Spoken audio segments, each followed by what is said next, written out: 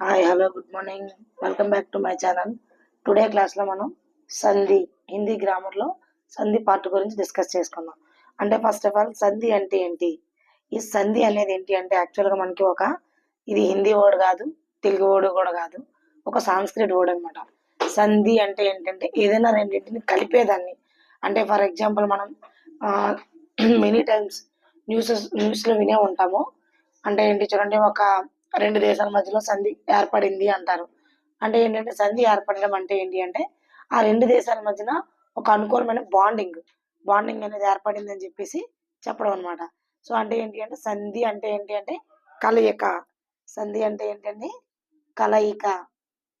అంటే ఏదైనా రెండింటిని కలిపేదాన్ని సంధి అని చెప్పొచ్చు అనమాట. సో అంటే ఏంటి చూడండి ఒకసారి, దో స్వరం కే మేల్ సే होने वाले विकार को సంధి कहते हैं. వికార్ అంటే ఏంటంటే మార్పు అనమాట. అంటే ఏమైనా ఒక రెండు స్వరం అంటే ఏమైనా రెండు అక్షరాలని కలిపితే వచ్చేటప్పుడు ఆ మేలు యొక్క హోనే వల్ల వికార్కు అంటే రెండింటిని కలిపిన తర్వాత వచ్చే మార్పుని మనం ఏమంటామంటే సంధి కాతే అంటే సంధి అంటాం అనమాట.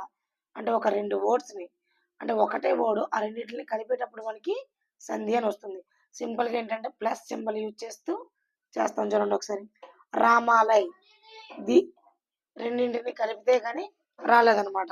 రామాలయ్ అంటే రామ ప్లస్ ఆలయ్, రామాలయ్. సో ఇది మనకి సంధి అవుతుంది అనమాట. సో అలా కాకుండా దీన్ని విడదీస్తాం కదా ఇప్పుడు, రామ